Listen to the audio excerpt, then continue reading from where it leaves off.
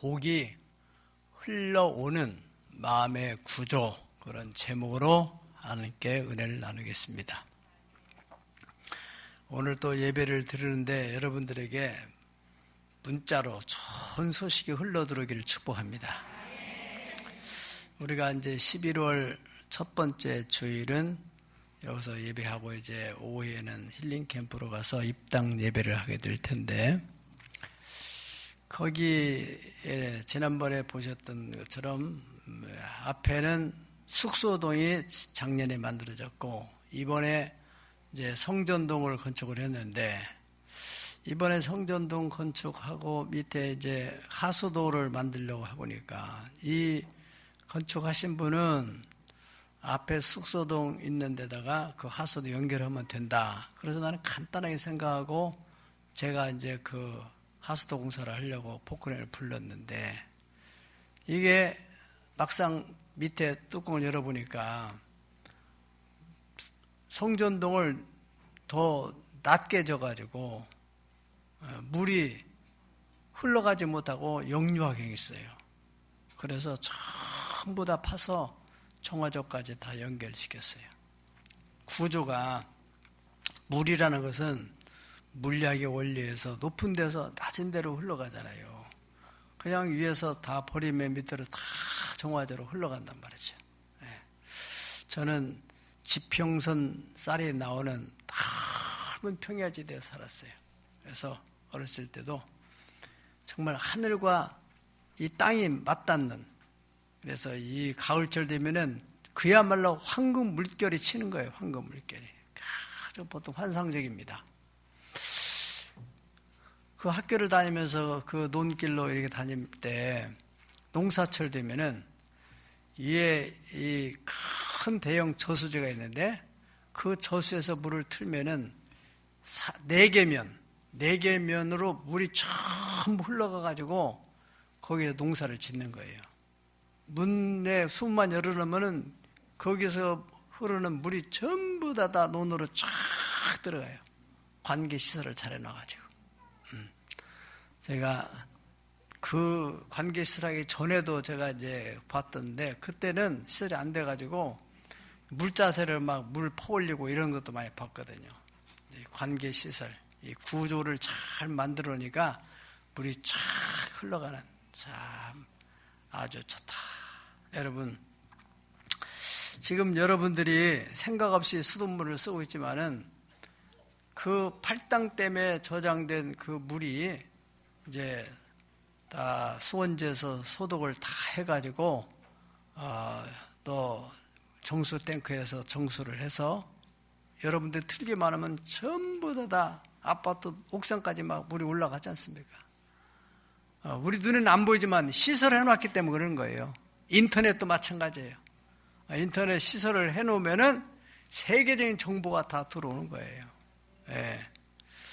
우리가 불신자가 예수를 믿는다는 것은 이 사고의 구조, 사람이 생각하는 사고의 구조를 변경하는 것입니다.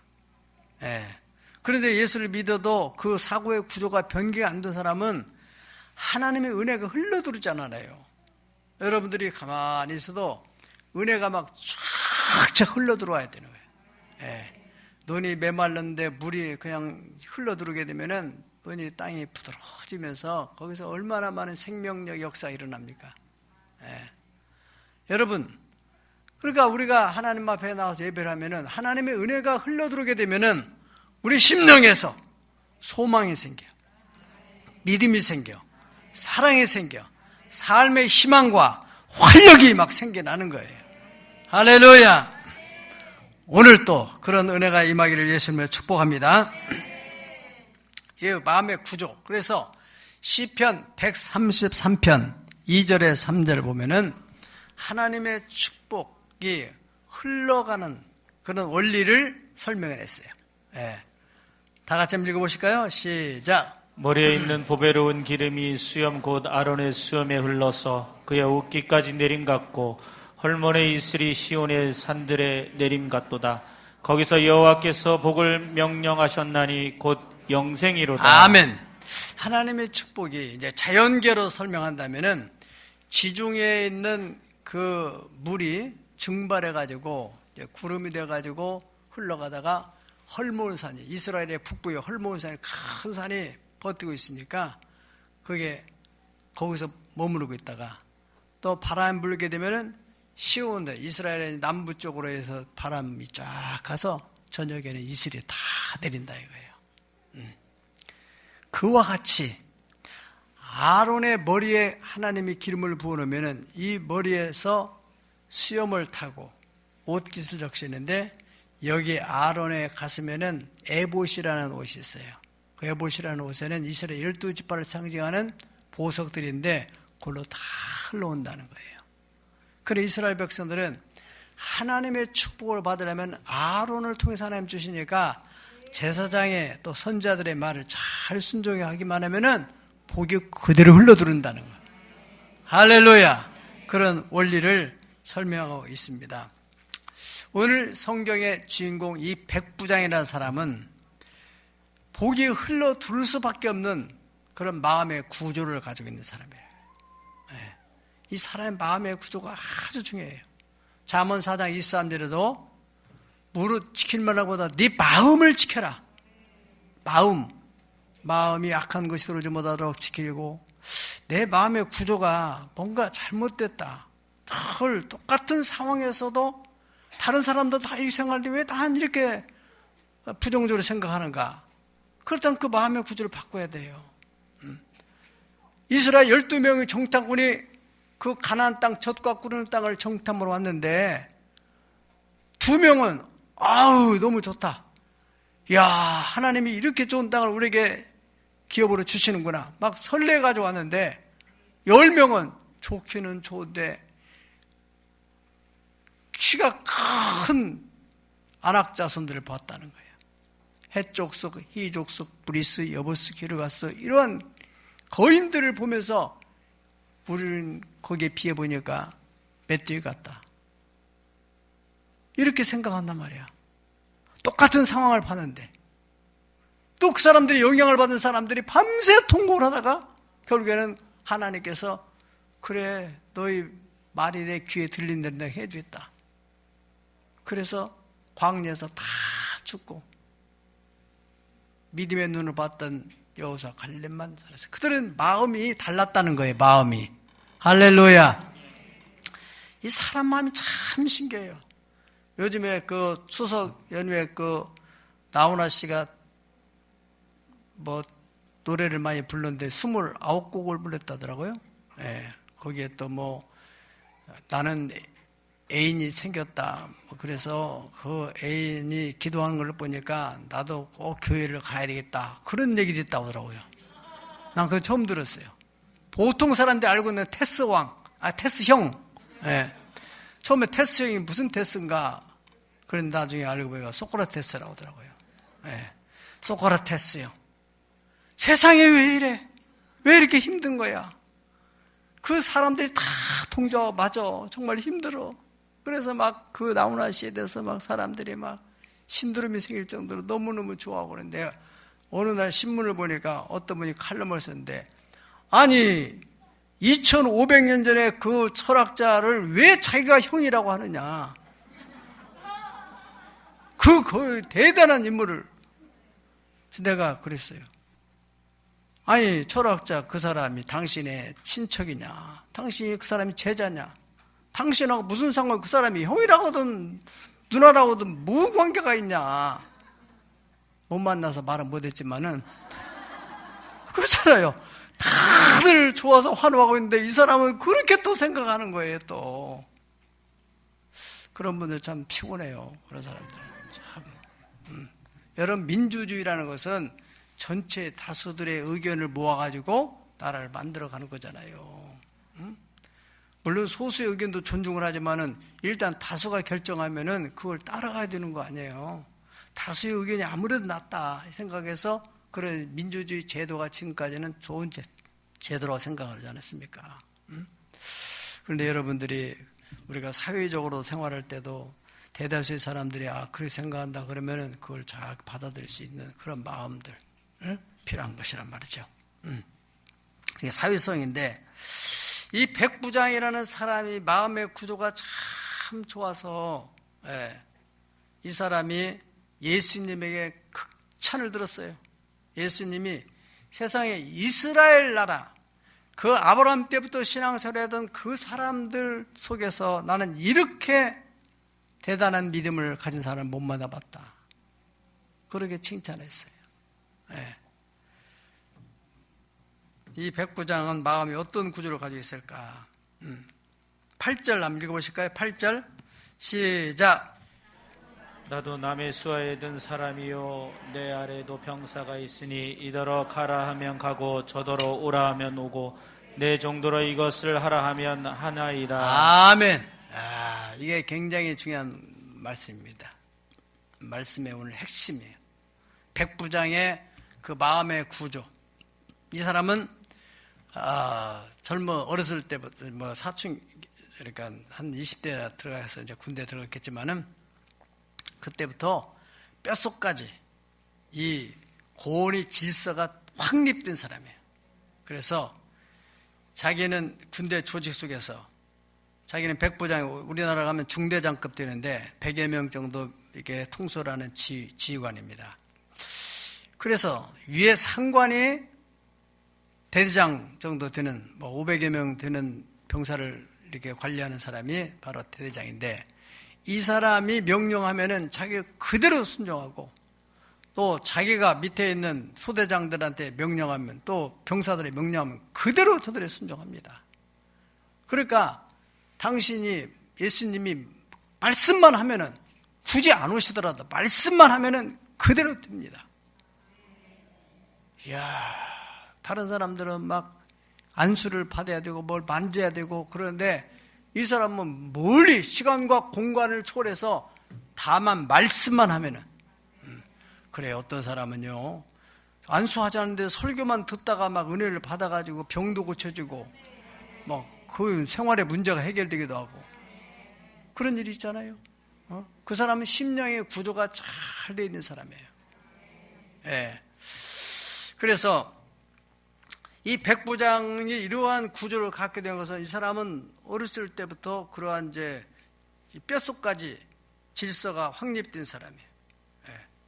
우리가 이러한 가정, 이러한 또 교회, 이러한 사회가 되면은 아주 건강한 사회가 됩니다. 오늘 우리 간증하신 집사님 그 간증 중에 나는 딱 제일 가슴에 들은 게 학교 못 가고 하니까 아들한테 너 일주일에 3번 교회에 나가야 새벽 기도가 해야 된다. 이렇게 말한 게 아니고 명령을 했다고 했어요. 불편하세요? 분명히 그 단어를 사용하는데 명령이라는 단어를 썼어요. 엄마로서 권위를 가지고 그랬더니 그 명령을 따랐더니 이 아이가 다 바로 서고 체력도 좋아지고 그리고 그 아이 때문에 다른 아이들이 2명이나 교회를 나오게 됐다고 하잖아. 참 귀한 일이에요. 여러분 가정에서 어머니 아버지가 말을 하는데 아이가 들어나는 거 요즘 세대에서 귀한 일이에요. 지금은 이 시대가 정말 질서가 없어지는 시대. 얼마나 힘들어요. 직장에서도 조직 속에 그러한 상사의 말을 잘 듣고 따르는 그러한 조직들은 단단한 조직이 되는데 그렇지 않는 조직들은 어려운 거예요.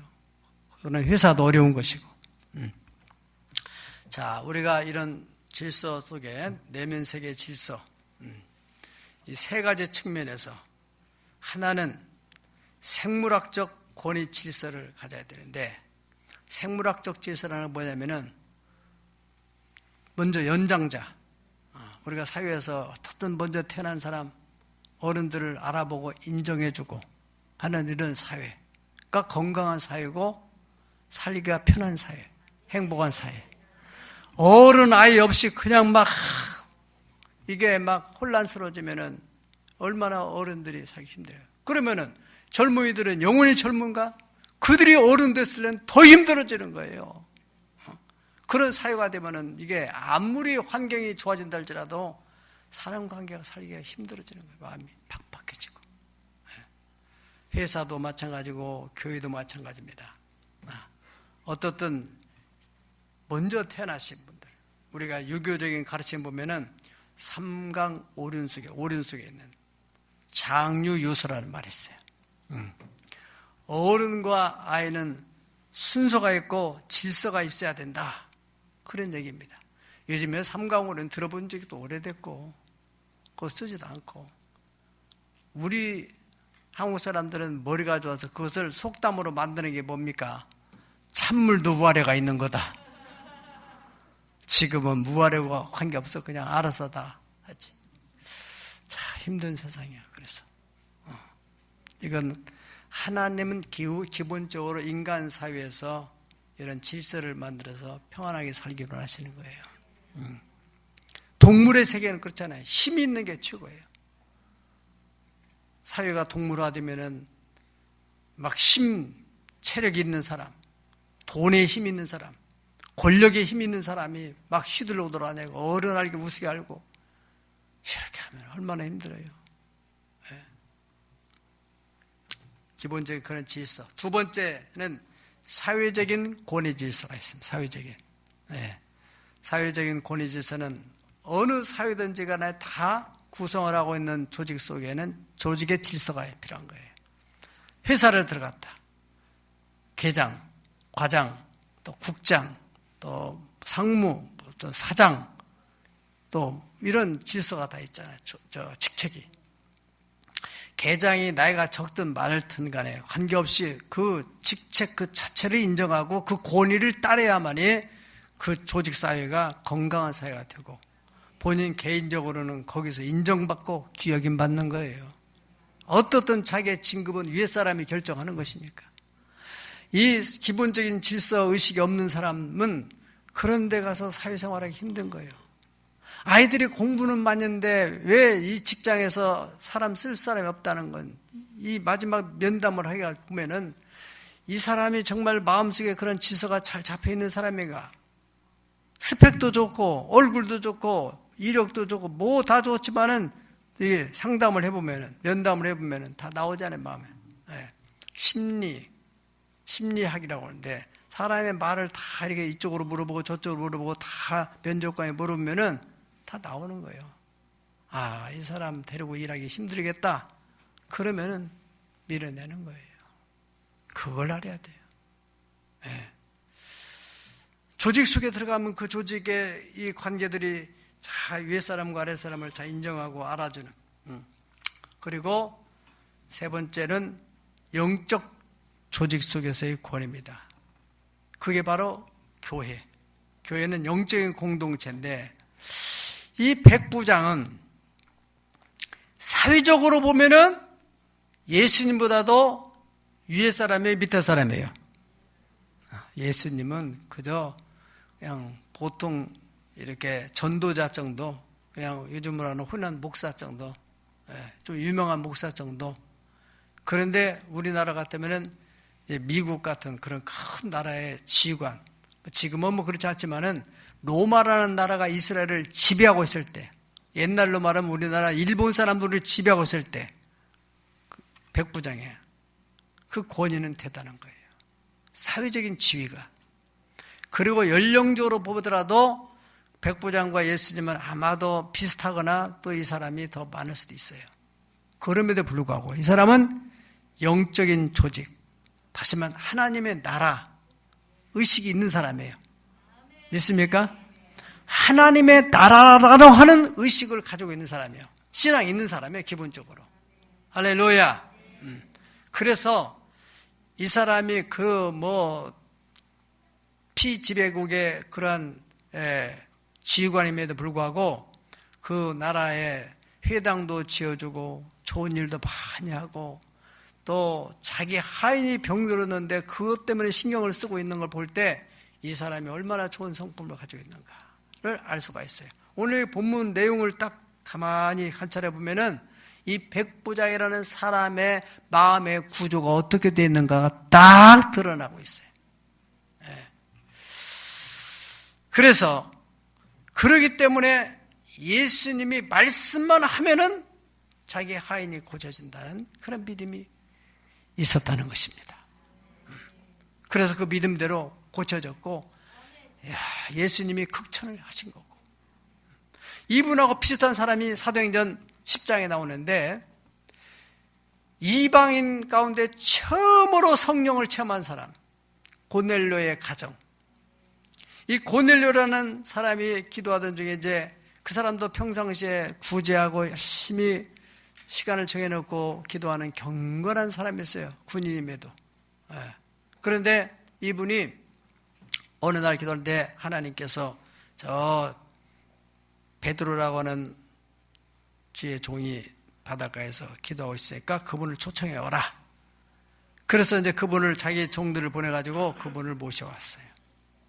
그분이 딱 들어올 때, 물론 그 전에부터 다 준비를 잘 해놨어요. 그분이 어떻게 대접하는가, 어떻게 그 베드로를 대하는가를 한번 보십시다. 우리 10장, 사도행전 10장 24절 26절 시작. 이튿날 가이사랴에 들어가니 고넬료가 그의 친척과 가까운 친구들을 모아 기다리더니 마침 베드로가 들어올 때 고넬료가 맞아 발 앞에 엎드려 전하니 베드로가 일으켜 이르되 일어서라, 나도 사람이라 하고. 아멘. 아멘을 하세요. 그 아멘은 주여 나도 이렇게 하기를 원합니다. 이렇게 되기를 원합니다.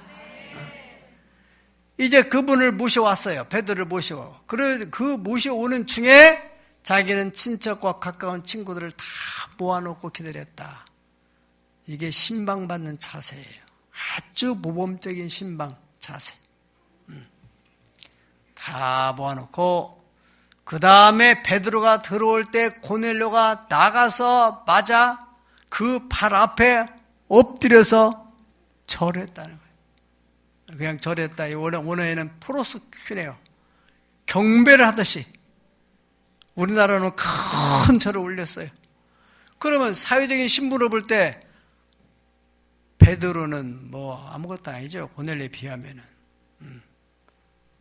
그리고 연령도 뭐 거의 엇비슷한 사람이고, 더 많았으면 더 많았지. 그런데 이분이 어떻게 해서 베드로라는 그런 하찮은 사람한테 그렇게 대하는가? 그 사람은 하나님의 나라의 구조 속에서 베드로라는 주의 종은 위에 있는 사람이다. 이런 의식을 가지고 있다는 거예요. 그 마음이. 그래서 저를 그 베드로가 너무나 막 당황스러우니까 손을 잡고 이렇게 세우면서 나도 사람이에요. 사람. 나한테 하지 마세요. 그렇게. 자, 어떻든 그 후에 온 식구들이 모였느라 해서 베드로가 자기가 경험했던 그 예수님에 대한 얘기를 쭉 그냥 했을 뿐이에요. 무슨 뭐 박수 치면서 막 뜨겁게 찬송하고 기도하고 한 것도 아니고 그냥 쑥 설교를 편안하게 했을 뿐인데, 그때 말씀을 듣는 사람들 가운데 성령이 임했다고 했어요. 이것은 큰 사건이 벌어진 겁니다. 나중에 총회에서 베드로를 불러가지고, 아니 왜 이방인 집에 들어갔으며 왜 이방인에게 안수해 그들 성령 받았느냐. 그래서 베드로가 여차여차 설명하니까 이건 하나님이 하신 일이구나. 그런 일이 생겼단 말이죠. 하늘의 복이 그 집에 그냥 흘러 들어오는 거예요. 할렐루야. 어떻게 해서 고넬료의 심령의 구조, 마음의 구조가, 이 질서가 딱, 제가 서두에 말씀드린 대로, 제가 자꾸 생각을 하는 것은 뭐냐면은, 여러분 이 수평 잡기가 쉽지 않아요. 수평 잡기가. 그러니까 물을 내려가게 하려면 이 수평을 잡아가지고 이게 더 낮은 데로 가게 만들어야 되거든요. 그러니까 우리 정화조가 상당히 좀 높이 묻혔어요. 그러니까 이게 참 힘들어요, 보니까. 그런데 그 사계면에 물을 대는데 거기에서 이 저수지를 위에다 해가지고 그 밑에를 전부 높이를 재가지고는 물이 그냥 딱 틀으면 쫙 흘러가는 구조를 만들었단 말이에요. 이 사계면이 전부 물바다 같더라고요. 우리 수도시설도 마찬가지예요. 그걸 생각하면서 감사하는 마음 가져야 돼요. 여러분, 하나님의 이 보물 창고에는 무궁무진한 하나님의 은혜와 복이 있는데 사랑하는 성도들의 심령의 구조가 잘 만들어지는 그냥 흘러들어온다. 할렐루야. 두 번째로 이 백부장의 이 마음의 구조는 영적인 조직, 하나님의 나라에 속한 백성이라는 그런 의식이 확고한 사람이에요. 네. 자기의 포지션. 여러분들이 가정에서는 가장으로서 그런 권위를 가져야 돼요. 자녀들에게 마땅히 바른 것을 가르치고 명령할 수 있어야 돼요. 그렇지 않다면 그 가정에 어려움이 생기고 아이들에게도 문제가 오는 거예요. 아무리 아이가 옳다고 하더라도 그 많은 경험을 통해서 볼 때 이건 아니다 싶으면은 단호하게 얘기를 해줘야 돼요. 그걸 못한다면 부모가 아닌 거예요. 여러분, 회사에서도 마찬가지입니다. 어떤 학교도 마찬가지. 이 학교도 선생님들이 그렇게 힘들다는 것은 아이들을 어떻게 감당할 수 없어요. 왜? 가정에서부터 그런 기본적인 질서가 마음에 세팅이 안 됐기 때문에 애들이 들어먹질 않는 거예요. 이것이 우리 사회의 아픔입니다, 여러분. 교회도 마찬가지죠. 여러분, 냉정하게 생각해 보세요. 자기의 포지션, 위치. 그래서 자기가 백부장으로서 자기 위에 있는 권위자에 대해서 철저하게 순종하고 자기 아래에 있는 이 밑에 있는 부하 직원들에게 철저하게 명령을 해서 어떤 일을 성취하는 그러한 마음 때문에 자기는 지금 영적인 위치가 사회적으로나 나이적으로는 당신과 나와 비슷할지 모르지만은 나는 당신의 절대적인 권위 아래에 있습니다. 말씀만 하시면은 내 하인이 나을 것입니다. 귀한 믿음입니다. 여러분, 아무나 가질 수 없는 믿음입니다. 사랑하는 여러분, 우리가 다른 건 그만두고라도 여러분들이 회사를 경영하는데도 이런 질서가 확립돼야 회사가 건강하게 자라날 수 있어요.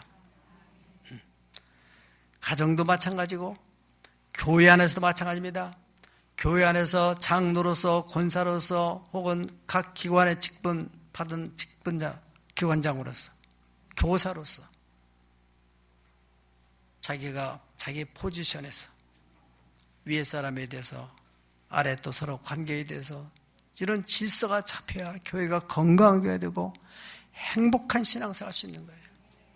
내가 정말 하나님의 백성이라 한다면은 하나님의 백성이라 한다면은 그 나라에 속한 사람이라 한다면은 내가 어떻게 살아야 되는지 교회가 그 직분을 맡은 사람이 제대로 권위를 행사하지 못할 때 혼란이 오는 거예요. 예. 성경에는 그렇습니다. 사랑하는 자여, 네 영혼이 잘 뛰면은 범사가 형통하고 육체가 건강해진다. 할렐루야. 예, 이 조직 안에서 하나님의 말씀의 권위가 인정될 때 이런 하나님의 은혜와 복이 흘러가는 줄로 믿습니다. 마치 물이 흘러가는 것처럼 에스겔 선지자가 환상을 봤어요. 하나님의 제단에서 문지방에서 물이 흘러내려오는데 그 물이 흘러가는 곳마다 소생 역사가 일어나더라는 거예요. 그것은 바로 하나님의 교회는 바로 모든 세상을 만물 안에서 만물을 충만케 하시는 자의 충만이라 에베소서로 표현했는데 그 하나님의 말씀이 흘러가는 곳에는 모든 소생 역사가 일어납니다. 어느 나라든지 복음이 들어가서 교회가 왕성하게 발전하고 부흥하는 곳에는 그 나라의 경제가 살아나고 사람 의식이 살아나고 행복이 높아지게 돼 있어요. 할렐루야. 에스겔 47장 9절에서 7절을 다 같이 보시겠습니다. 시작. 이 강물이 이르는 곳마다 번성하는 모든 생물이 살고 또 고기가 심히 많으리니 이 물이 흘러가나 들어가는므로 바닷물이 되살아나겠고 이 강이 이르는 각처의 모든 것이 살 것이며 또 이 강가에 어부가 설 것이니 엔게디에서부터 에네글라임까지 그물을 치는 곳이 될 것이라. 그 고기가 각기 종류를 따라 큰 바다의 고기같이 힘이 많으니와 그 진펄과 갯벌은 되살아나지 못하고 소금 땅이 될 것이며 강 좌우 가에 각종 먹을 과실나무가 자라서 그 잎이 시들지 아니하며 열매가 끊이지 아니하고 달마다 새 열매를 맺으리니 그 물이 성소를 통하여 나옴이라. 그 열매는 먹을 만하고 그 잎사귀는 약재료가 아멘. 되리라. 그 물이 성소를 통하여 흘러내려오는데 그 물이 흐르는 것을 가만 보니까 흘러가는 곳마다 전부 소생하고 또 그 나무들이 자라나서 풍성한 열매를 맺고 이파리들은 약재료가 되고 못 쓸 것이 하나도 없다는 거예요. 그런데 여기에 딱 진펄과 갯벌은 소생이 안 된다. 그런 마음의 구조가 가진 사람들은 하나님의 은혜가 흘러가지 못하고 역사하지 못한다는 안타까운 얘기를 하고 있는 것입니다. 여러분, 초대 예루살렘 교회가 큰 부흥을 이루면서 혼란을 겪게 됐어요. 하나의 성장통이죠. 그래서 막 그 히브리파 과부들과 헬라파 과부들끼리 막 갈등이 생긴 거예요. 누구는 열심히 하고 누구는 안 하고 우리 지금 왜 어떻게 되냐 막 마치 여성교회에서 밥 당번하면서 막 혼란이 생기듯이 그런 일이 벌어졌단 말이죠. 그래서 가만히 사도들이 가만히 생각하니까 우리가 지금 뭘 잘못하고 있다. 우리가 본질을 놓치고 있다. 우리는 말씀 전하는 것과 기도하는 것 전무하고 이런 구제 사역은 집사들을 세워줘야 되겠다. 그래서 정말로 지혜롭고 또 칭찬 듣고 성령으로 충만한 사람 7명을 선택해요. 그래서 전부 성도들이 다 투표를 해가지고 7명을 선택해가지고 그들 머리다가 안수해서 당신의 직분이 이것이다. 당신이 이것을 꼭 수행하도록 해라. 그렇게 딱 직임을 줬어요. 그러고 난 뒤에 어떤 일이 벌어졌느냐? 놀라운 일이 벌어졌어요. 사도행 6장 6절로 7절 시작. 사도들 앞에 세우니 사도들이 기도하고 그들에게 안수하니라. 하나님의 말씀이 점점 왕성하여 예루살렘에 있는 제자의 수가 더 힘이 많아지고 허다한 제사장의 무리도 이 도에 복종하느니라. 아멘. 예, 이렇게 조직화되고 그래서 그들이 자기 직임을 제대로 감당하니까 말씀이 점점 강력하게 흘러가더라는 거예요. 그래서 제자의 수가 심히 많아지고 예수님 당시에 가장 힘들게 했던 제사장들이 거기에 한두 명의 허다한 제사장의 무리가 그 도에 복종하더라는 것입니다. 예, 이래서 교회가 부흥이 일어나는 거예요. 세상에 조직이 단단하게 되면 하나님의 권위 질서가 확립되면은 세상에 어떤 사람도 들어와서 거기에 굴복해야 되는 거예요. 그러면서 교회가 부흥이 일어나는 거죠. 네, 마지막 세 번째로는 백부장의 마음의 구조는 하나님의 말씀에 대한 절대적인 권위를 인정했다는 것입니다. 예수님이 누굽니까? 천지 만물을 창조하신 창조주예요. 네. 태초에 말씀이 계신 그 말씀이 명령을 할 때 빛이 생기고 땅이 생기고 물이 생기고 나무들이 자라나고 모든 식물들이 소생이 일어나는 이 역사처럼 예수님 바로 그런 분이다. 그렇게 이 사람은 인식을 하고 있었어요. 그런 분이기 때문에 당신은 그저 창조자로서의 말씀만 하면은 내 하인이 낫습니다. 할렐루야. 대단한 말입니다. 여러분, 한 나라의 대통령의 그 명령, 그 언어, 대단한 고리가 있는 겁니다. 다 코로나 지금 힘드니까 모이는 것 금지한다. 전부 해야 되잖아요. 다 그렇게 따르잖아요. 네. 그게 바로 지도자의 권위라고 말이죠. 그런데 문제는 우리 크리스찬들은 대한민국 국민으로서 또 하나님 나라의 백성이라는 사실입니다. 이것이 이제 문제란 말이에요. 이것이. 여러분들이 한 가정을 이루고 있는 가정의 한 공동체 가정이 있는 반면에 또 회사의 어떤 일원이 돼 있어요. 그러면 가정 공동체 어떤 일과 회사가 어떤 의견 충돌이 일어날 때, 다시 말하면 아버지의 장례를 치러야 되는데 그럴 회사는 없지만은 회사가 중요한 일정이 있어요. 회사가 무너지느냐 안 무너지느냐는 중요한 기로에서 지금 어떤 일을 처리해야 돼요. 당신 와라. 아버지는 돌아가 있어. 장례를 해야 돼요. 당신 안 오면 안 된다. 그럼 어떻게 해? 쟤들이든 자식이란다면은 내가 아버지 장례를 치러야지. 뭐 회사는 떨어지면 다른 걸 하더라도 다른 데가 하더라도 그러니까 자기 의식이 어디에다가 더 집중하고 있느냐, 어디를 더 중요하게 생각하고 있느냐. 여러분, 기독교 역사에 수많은 순교자들 그 피의 터 위에서 교회가 세워지고 여기까지 왔어요. 그러면 순교자들이 왜 순교를 당했느냐?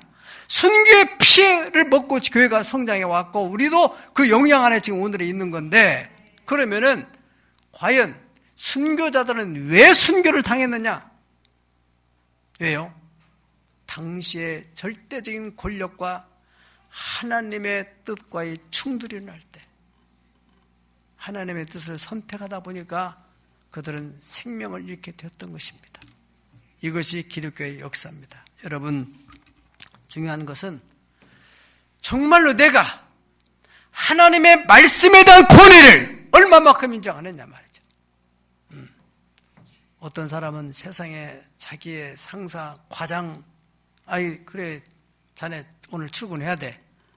아 오늘 교회에서 중요한 일 오늘 주일날이야. 아이 사람아 그건 나중에 가도 되지. 그렇게 해서 가는 사람도 있고, 그 잘못됐다 잘됐다 난 말하고 싶지 않아요.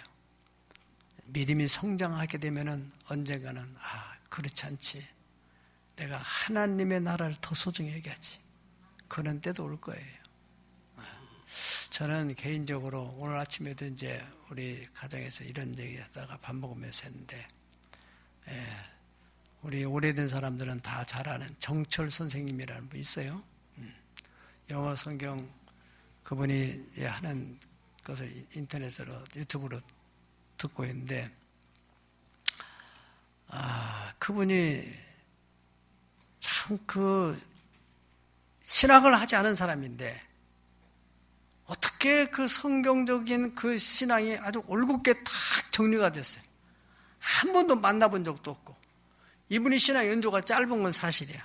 아들에 의해서 전도돼가지고 예수를 믿어요.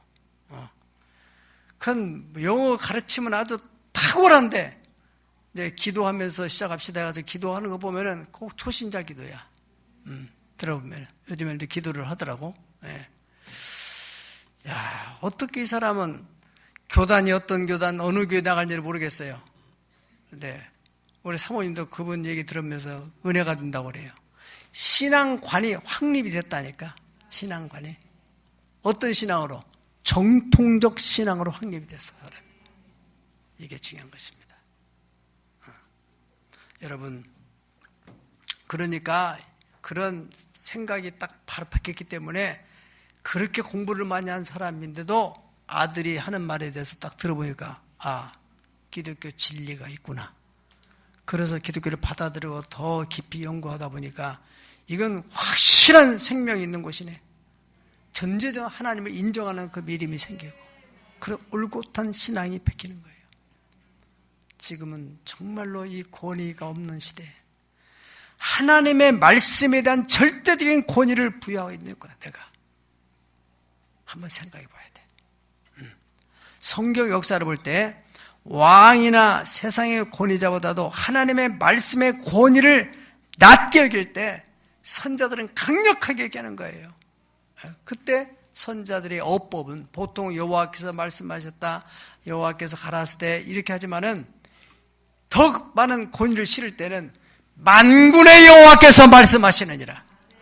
특별히 말라기 시대에는 막 얼마나 무너집니까, 신앙이. 제사 드리는 거 기본마저 무너질 때 말라기 선지자가 그 4장까지인데 제가 세보니까 19번이나 강조해서 만군의 여호와가 말한다. 그걸 강조를 하더라고요. 자, 우리 한번 볼까요? 말라기 1장 6절 시작. 내 이름을 멸시하는 제사장들아, 나 만군의 여호와가 너희에게 이르기를 아들은 그 아버지를, 종은 그 주인을 공경하나니 내가 아버지일 때 나를 공경함이 어디 있느냐? 내가 주인일진데 나를 두려워함이 어디 있느냐 하나. 아멘. 자, 여기 여러분들이 그렇게 읽는 것은 그냥 평서문으로 읽는 건데, 이 선지자가 말할 때 그 분위기를 산다면은 지금 하나님의 그 대언자로서 하나님의 마음을 가지고 내 이름을 멸시하는 제사장들아. 선지자한테 지금 이 제사장들이 멸시하는 게 아니에요. 지금 하나님을 멸시하는 거야. 믿습니까? 나 만군의 여호와가 이르기를 아들은 그 아버지를, 종은 그 주인을 공경하는데 내가 아버지라고 하면서 또 나를 주님이라고 귀로웠어. 그렇게 아도나이 주인이라고 하면서 나를 공경함이 어디 있냐? 너희들이 입만 그렇지 마음속에 정말 나를 공경하는 마음이 어디 있느냐? 나를 두려워하는 마음이 어디 있느냐? 너희가 세상의 주인, 세상에서 위에 상사들 목 잘릴까 봐서 그렇게 발발 떠는데 나를 두려워하는 마음이 너에게 있느냐? 그렇게 말하니까 너희는 이르기를 우리가 어떻게 주 이름을 멸시했나이까? 그런 말씀하지 마세요. 우리가 그렇지 않았잖아요. 2장에 가보세요. 2장 1절 2절 너희 제사장들아, 이제 내가 너희에게 이같이 명령하노라. 만군의 여호와가 이르노라. 너희가 만일 듣지 아니하며 마음에 두지 아니하여 내 이름을 영화롭게 하지 아니하면 내가 너희에게 저주를 내려 너희의 복을 저주하리라. 내가 이미 저주하였다니 이는 너희가 그것을 마음에 두지 아니하기 때문이다. 세상 사람들의 말은 마음에 두면서 천지를 만들고 네 영혼이 이 세상에 떠나면은 영원히 네 영혼을 책임질 나에 대해서 그렇게 푸대접을 하느냐? 내가 너의 죄와 너의 질고와 너의 저주를 담당해 십자가에서 그 많은 고초를 당하면서 품고서 끝까지 버텼는데 너는 나에 대해서 그렇게 소홀히 하면 되겠느냐?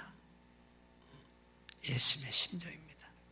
여러분들이 정말로 예수의 십자가를 통해서 구원을 받은 확실한 구원관을 가지고 있다면 과연 세상의 법과 하나님의 법이 충돌할 때 우리는 어떻게 할 것인가?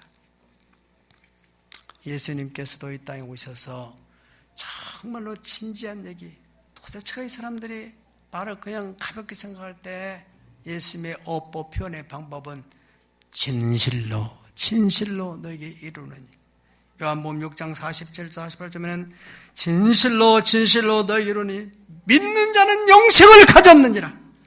내가 생명의 떡이다. 6장 53절에 보면 예수께서 이르시되 내가 진실로 이르노니 인자의 살을 먹지 아니하고 인자의 피를 마시지 않으면 너희 속에 생명이 없느니라. 사랑하는 여러분, 우리 마음속에 하나님의 말씀에 대한 권위를 어디까지 인정하고 있습니까? 그 창조자의 말씀, 우리를 구원하신 이의 그 말씀이 내 심령을 어느 정도 컨트롤하고 내 안에서 얼마나 능력 있게 권위를 발휘하느냐, 그 말입니다. 복이 흘러 들어오는 마음의 구조, 하나님의 권위 질서가 마음에 확립된 사람이에요. 세상에서나 주의 몸된 교회에서나 교회 조직소에 세우신 그 권위자에 대해서, 자기의 포지션에 대해서 역할을 충실하게 감당하는 사람이에요. 마지막으로는 하나님의 말씀에 대한 절대적인 권위를 부여할 수 있는 사람이라면 여러분의 삶에 놀라운 기적이 일어납니다. 힘쓰고 애쓰지 않더라도 복이 흘러들어온다고 성경은 말씀하고 있는 것입니다. 다만 말씀만 하소서, 그럼 내 하인이 낫겠습니다. 하나님의 말씀이 권위 있게 흘러가서 시간과 공간을 초월해서 그 하인에게 전파되는 거예요. 하인이, 죽은 하인이 병든 하인이 일어나는 것입니다. 이러한 기적이, 이러한 복이 여러분의 가정에도 흘러가기를 예수 이름으로 축복합니다. 기도하겠습니다. 다 같이 기도하실 때 하나님, 내 마음의 구조는 지금 어떤 상태인지 주여 깨닫게 하시고 오늘 새롭게 구조 변경을 할 수 있는 은혜 주시옵소서. 복이 흘러 들어오는 마음의 구조를 갖추게 하시고 우리 가정의 구조도 질서가 확립되게 하여 주시옵시고 기도합니다. 거룩하시고 존귀하신 우리 하나님 아버지, 오늘 또 하나님의 은혜의 보좌에 나온 저희들, 때를 따라서 돕는 은혜를 얻게 은혜의 보좌에 나오라 하신 아버지 하나님, 그들은 복이 있다고 하셨사옵고 주께서 택하시고 가까이 오게 하사 주의 뜰에 거하게 한 자가 복이 있다고 하셨사. 오늘도 들은 말씀이 믿음이 되게 하시고 하나님, 구원받은 하나님의 백성으로 하나님의 자녀로서 내가 어떠한 마음의 자세를 가지고 살아야 되는지 주여, 이 백부장의 예수님을 감동시키는 백부장 주여, 그러한 마음 갖게 하여 주시옵소서.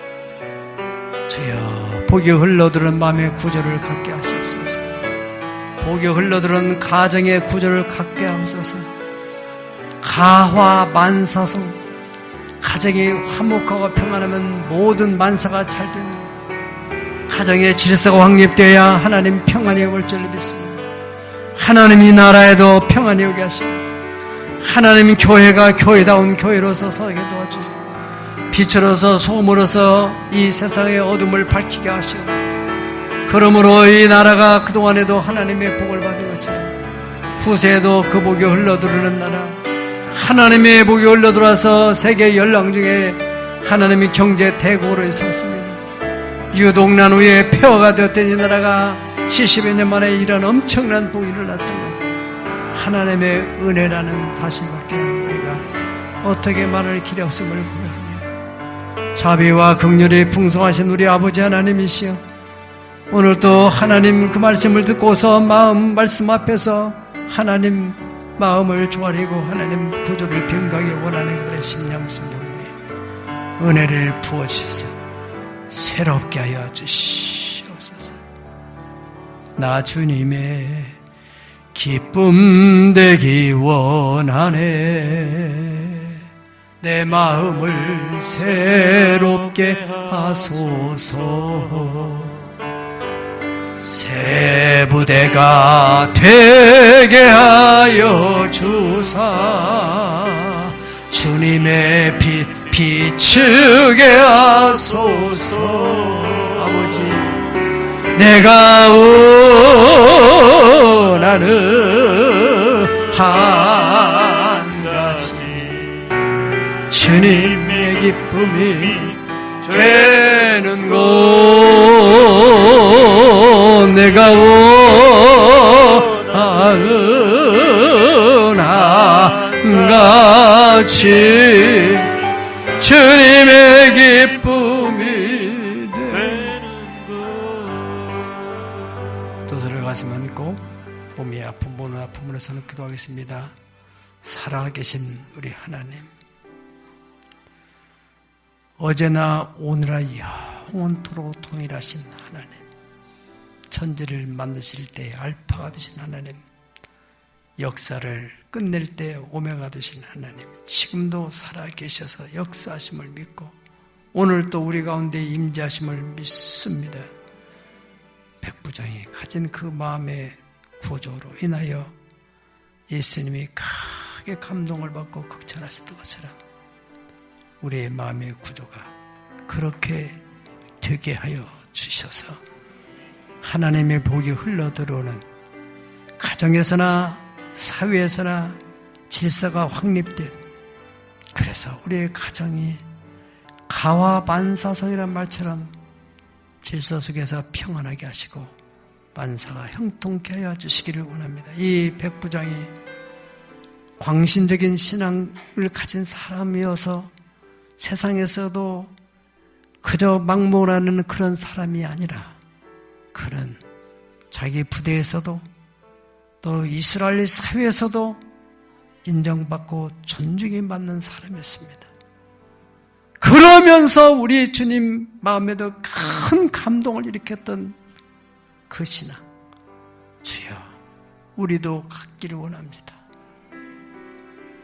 회사에서나 가정에서나 교회에서나 어디에서나 인정받고 사랑받고 존중임 받는 하나님의 사람으로 살아가도록 은혜를 부어 주시옵소서.